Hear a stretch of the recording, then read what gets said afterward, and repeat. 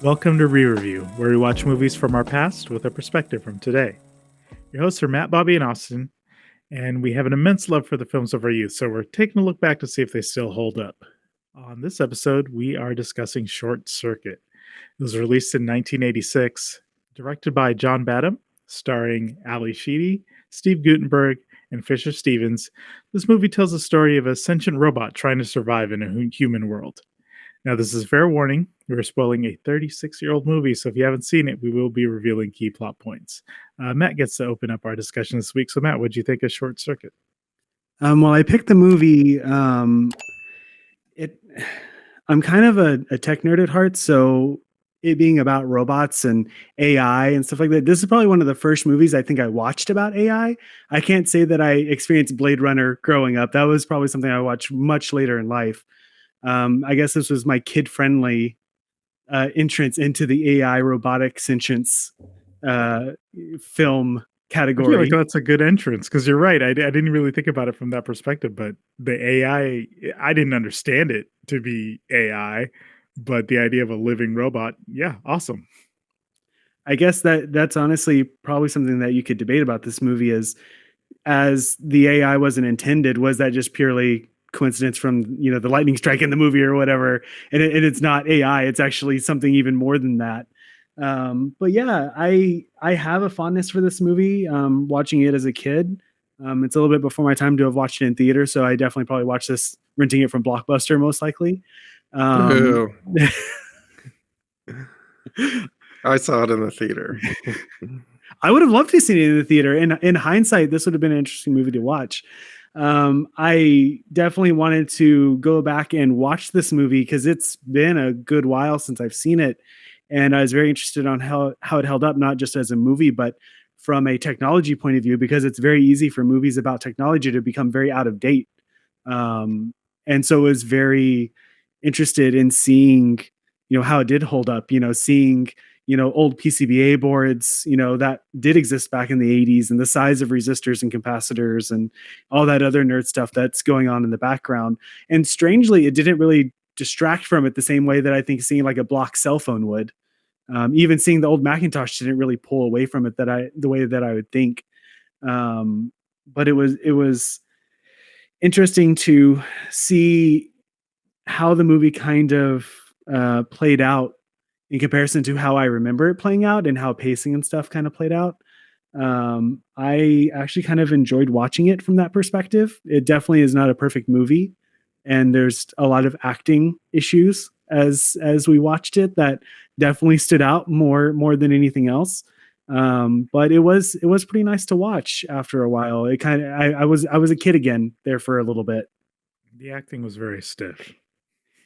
It was definitely very stiff. I think that, especially considering that there's quite a few alumni from the Police Academy franchise in this movie, it didn't have the fluidness to the comedy, or the way that everything was kind of, it was very much almost being read off the script for the most part. There was very few moments that had a lot of character or dynamic to it. But it's a movie from the 80s, and it's not necessarily like one of those top tier movies. So I kind of forgave it, and I just kind of enjoyed the ride for the most part. Yeah.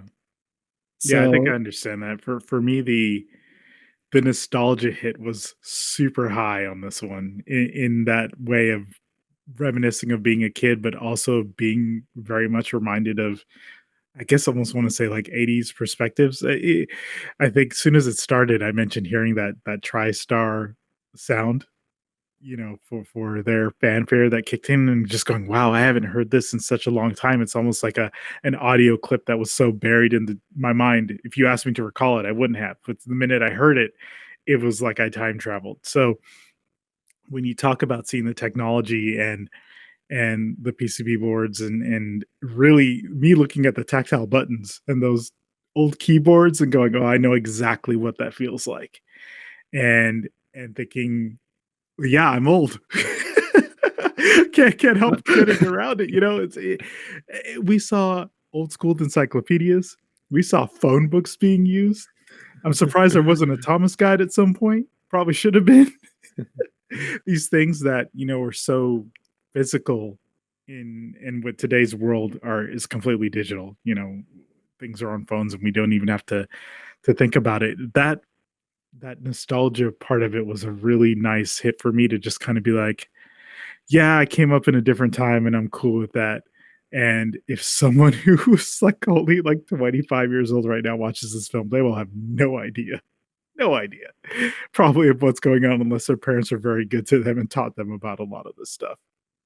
Well, the context of it is very interesting because even if it's in like kind of, maybe like I'll say even though like computing had been around really since like maybe the mid to late 60s, like it was still pretty much like the infancy and there was a lot of questions about, okay, where can computing take us? And I think, movies love to explore these kinds of things and they explore like, okay, like first thing we can think about is, our own destruction. I think of, Terminator and all sorts of other movies that paint computers as the bad guy. But I think it was really refreshing to see a movie where the computer wasn't the bad guy. And here's like kind of like an optimistic utopian view on what could happen, with artificial intelligence or smart computing and that kind of thing. And I really liked it, but I absolutely agree with you about the nostalgia factor. I mean, I really went back to a kid and I had kind of forgotten how much this movie maybe like I remembered because I was like, oh yeah, I remember this part and I remember the scene and I can quote this line and I know what's about to come up. And some of the stuff I didn't remember, but I mean, it was a little bit shocking about how much like this movie like stuck in my brain pretty vividly. You do have me thinking maybe we should kind of look into this, or you might have an idea offhand, of other movies where the idea of AI is a positive thing. It's No, that's totally like when Bobby brought that up. That's honestly made me start really thinking. Like it is a very interesting take on the subject of artificial intelligence and everything else. With the idea that the most optimistic character in the movie was the AI, and the villains of the movie were humans through and through. Whether it was the CEO of the company or the leader of the military segment of the company being just the antagonist there, just driving that part of the story. I don't think there's really been that many true robotic AI stories that have gone that direction. That's kind of interesting to think about because there's that element of feeling really good about the character Johnny Five because of that result, being like, wait, he's more human than the others. Which it was funny to see that Alaska Airlines ad that they threw in the middle, and one of the lines from it was for the flight attendants, they're only human. I was like, wait, is this a real ad or did they do that for the movie? I think that was a real ad. That is a weird way to sell your flights. How do we feel this? We've seen a lot of sci-fi design. How do we feel about the design of Johnny Five? I still to this day, it's a weird design where like if I look at it in sections, some of it I'm not a huge fan of, but overall, like I if I could have a life-size Johnny Five right here in the room or whatever, I would have one. Like I've always loved the design. Like I get it's kind of like that kind of grasshoppery, very it's definitely, and I guess this kind of maybe even plays into what we were just talking about. He has human aspects to him. He has the two eyes. He has kind of like the little nose, the mouth area, but he's not traditionally like a humanoid looking robot. A lot of movies that we get, later on with like, AI and, a few of the other ones where we do have the good guy robots, they just make them look human. Right. And even the ones, going back to like Star Wars or C-3PO, it's still very humanoid. Whereas this design is utilitarian first, and it kind of is away from it far enough that it's almost kind of weird how it it kind of worked. And obviously a later iteration that I personally think was inspired by this movie, I don't know if there's ever been any confirmation, is like Wally. No, for sure. Very very much the same kind of concept, treads and everything else, and even like the mannerisms and just that upbeat bubbly personality kind of thing. So Well, it was really interesting that it had like the flaps that kind of worked as eyebrows, and it kind of gave the whole like animation look of like, okay, if the flaps went down, it was angry, or if they went up, it was surprised, you know. And then it was interesting how in the very beginning of the movie it showed where it kind of had like camera irises as eyes, and it was really interesting how it when it really went down, it was the irises are really small, but then when the aperture opened, it went really wide, and it's like, oh, when they're really wide, which was the status it had for most of the movie, where it was kind of like, oh, the big eyes are kind of like, you know, childlike, and you know, it's like Super 8, the movie where like, oh, the alien creature, like all of a sudden it has the big eyes, and it's like, oh, this is just a child. And it did have a lot of childlike features, even though it was like initially designed to be like a robot, and then or like a fighter robot, like a war machine. And then but it did have like the glowing red eyes with a laser when it was in like battle mode.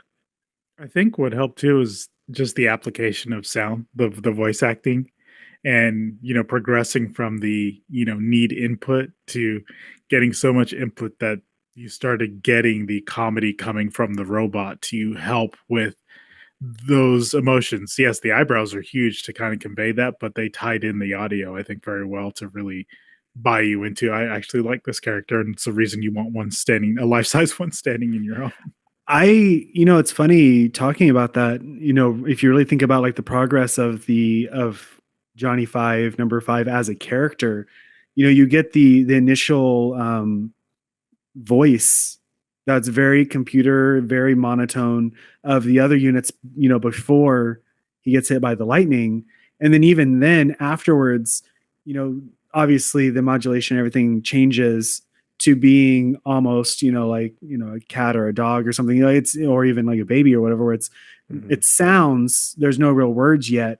And it naturally progresses. He's, even with him saying like, need input and stuff like that, it progresses. And then he gets, the actual, input with the encyclopedias and the dictionaries and everything, and the access to TV. And now actually get, the growth of his language, and it actually progresses even further. So even though he gets access to that, he still doesn't have completely coherent sentences. They're still just broken up, disassembled, dead, or whatever. Like, so it's still broken. Mm-hmm. And as it progresses through the movie, he gets to the point where it's indistinguishable from just someone normally speaking.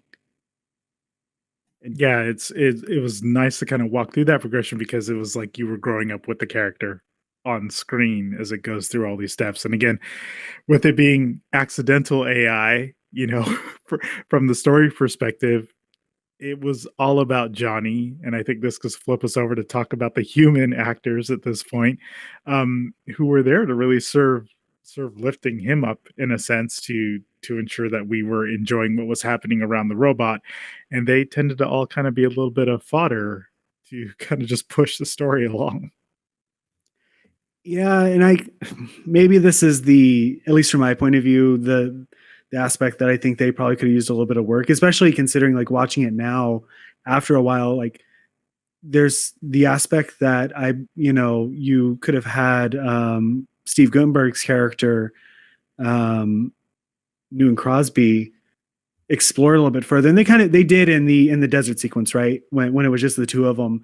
It's just the idea of like, how do you prove that you're living? Like, yeah, you could easily go, well, if you have a heartbeat or whatever, that's living. But beyond that, like, how do you prove that you're like sentient? How do you prove that you're unique and all this other stuff? And I feel like maybe they could have had his character push back a little bit on that, like throughout the story. I feel like them kind of cramming the love story in, they could have probably taken those couple of minutes and little tidbits out and kind of fleshed his character out a little bit better, as far as like his denial of Johnny Five being alive, and made that more of even an existential crisis for him, that somehow it being alive would almost challenge his worldview. And when he did finally come to accept it, that would have been his arc, right? Like I feel like it was, rather than arc, it was just kind of swooped up kind of thing. Like, yeah, you're right. Cause I feel like what you're mentioning is so much of it was about almost challenging my worldview as the viewer, as the person watching the film, the constant reminder that, this thing is alive and it's something we should care about, and especially from the Stephanie Speck character trying to really drill that in. That's probably why they made her I want to say an animal activist, no, just someone who owns a lot of A pets, I lot of guess. pets, yeah. To be like, here's someone who cares about life, therefore it makes sense that she recognizes life in the still metal object. But I think I lost where I was going with that. Yeah, it's gone. No, but that makes sense. That's one of the things that I personally like about, I will never say this script is a 100% solid script, but that's how you set up characters, right? You Mhm. establish why she would be willing to go this far for what she perceived at first to be an alien, um, and to go out of her way once she realized that he was more, because she did switch. She flipped Mhm. from he's an alien, I want to, let's be friends, to, oh, you're just a robot.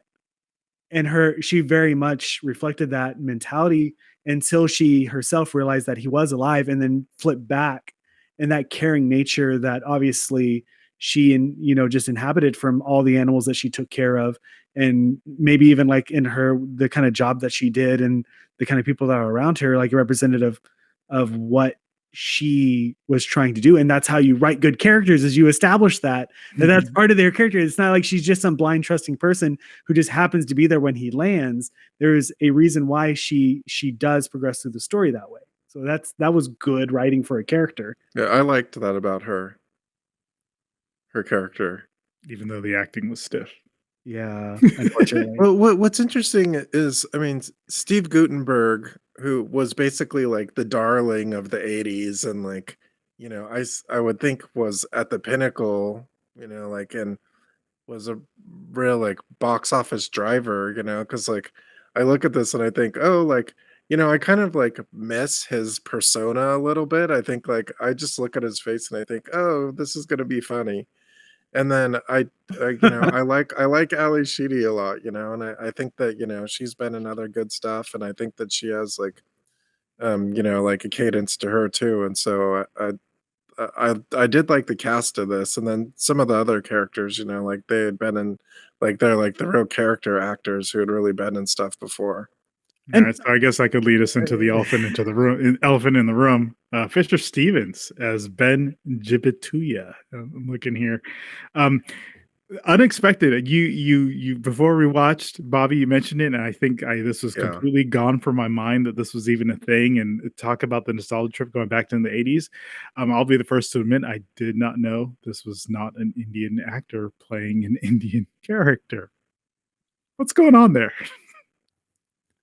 I honestly didn't recognize it either, but knowing the context behind it, it brings up a lot of questions to me. Like, why did they do that? Obviously, there's a very dubious history with, you know, whole groups being marginalized and It is villainized, it is and kind of bonkers to know that yeah, this is brownface all these years later. I'm going, wow, this is kind of nuts.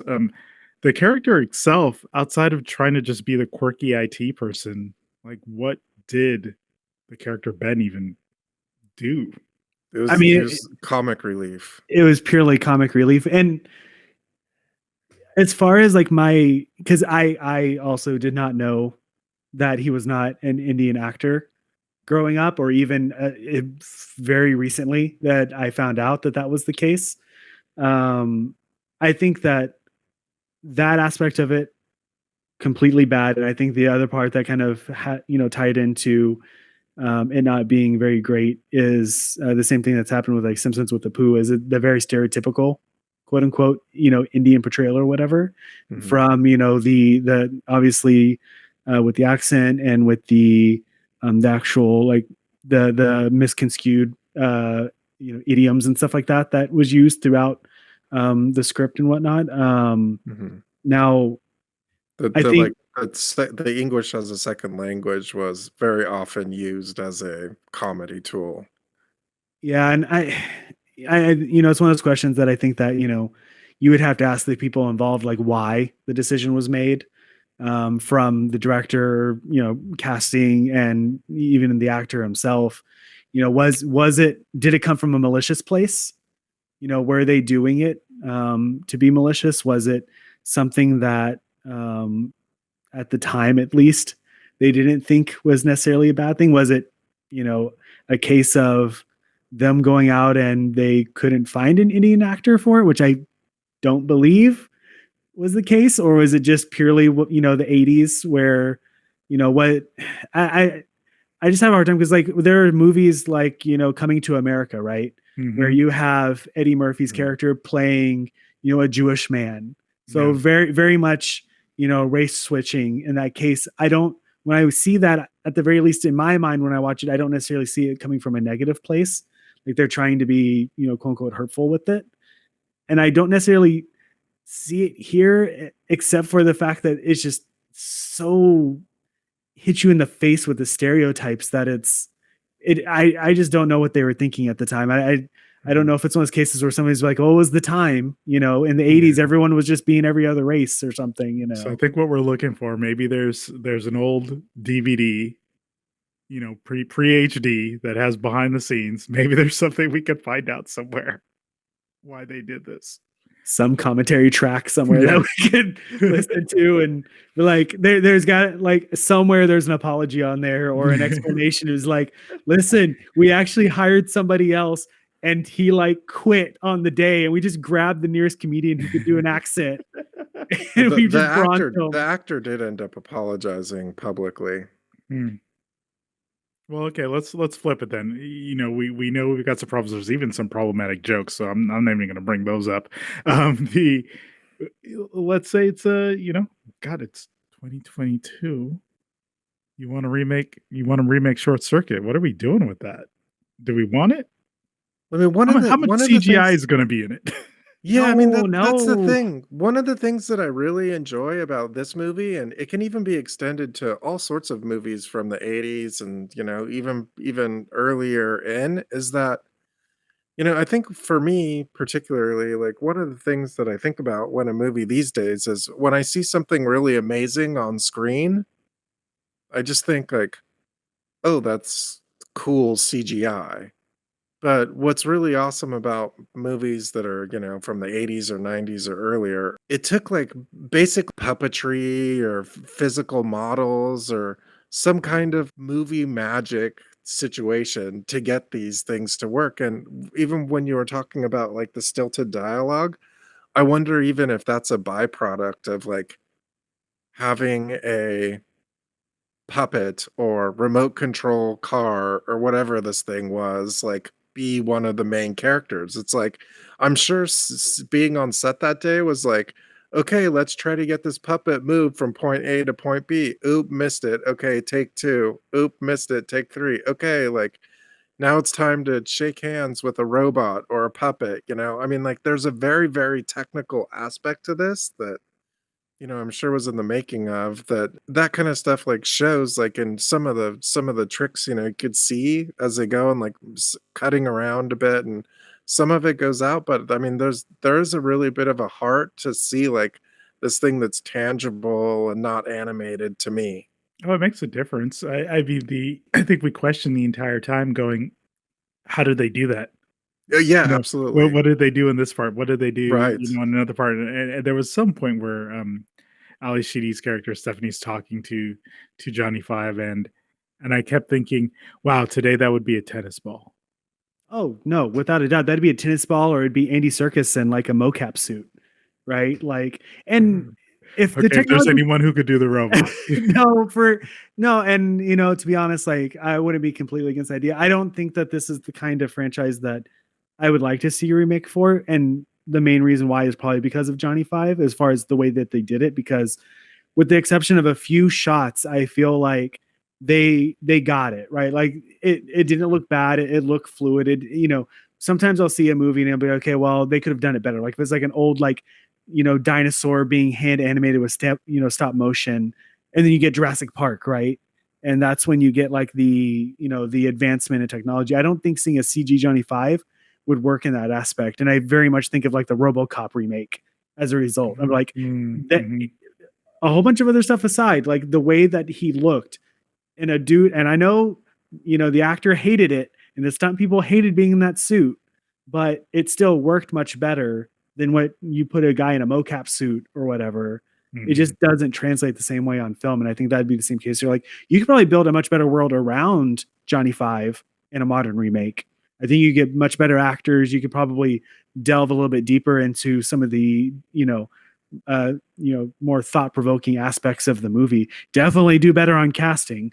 I can very much see like was it Raj from like Big Bang Theory or somebody, being cast in that role. Maybe even flip it. Maybe he's the Steve Guttenberg character instead. Maybe he's actually the lead of it rather than just being the quirky sidekick character. You actually put him front and center. Maybe that would work a little bit better. But I don't want to see a CG Johnny Five outside of him falling off stuff, or something where you don't want to damage your expensive. I feel like I'd want them to call on Boston Dynamics or something and be like, let's make this thing for real, please. I wouldn't be surprised if there are guys from there that probably could quote this movie as the reason why they got into that industry. That's so very true. I'll do a little memory thing here because I didn't recall this. They played the song at a point who was asking, who's Johnny? And so I already knew that was meant for Johnny Five, but I totally forgot he named himself at the end of the movie. I didn't remember that either. I think I said it during, while we were watching. I thought it had happened earlier, but while we were watching, I think my next thought was did this? I'm not that much of a music aficionado, so I can't say, but like, did this song exist prior to the movie and they put it in there? Or because like the lyrics are very much in tune with kind of the plot of the story and his characters. I'm like, did they just come up with this song? They just went to an 80s star at the time. Like, hey, we need this song. I know Huey Lewis probably wasn't available, but somebody was available at the time. All right, so I'll ask Matt. What are you telling the people? Should they watch this? Yeah, I think so. Don't sit there thinking it's going to be a masterpiece, but you're probably going to enjoy it. Especially if you haven't seen it in a while and you enjoyed it as a kid. I think it's going to be a nice, blast of the past for you. Bobby? Yeah, I agree. I mean, I thought it was delightful. I mean, it was funny. Like it was obviously like over the top ridiculous with some of the comedy, but I mean, I enjoyed the lightheartedness of it. Good family entertainment. For most of it. For most of it. For a few parts. I'll take the TV edit for my daughter. The nostalgia trip is definitely there. Again, the callbacks to things that what I mentioned with Three Stooges. Who knows about Three Stooges anymore? I mean, that's even, things I learned from cartoons that was a callback to that existing. So seeing those type of things is it's nice. It kind of makes you feel like you're at home. And I think being geeks and tech nerds, it definitely hits all those buttons of everything that you loved about, technology and the hope for it. It was not the detrimental dystopian AI is here to take us down. It was actually like, yeah, this is why I want a robot in my house. These are the reasons you want those things. So I definitely think for me, it's a watch as well. So as always, thank you all for listening. And remember, life is not a malfunction.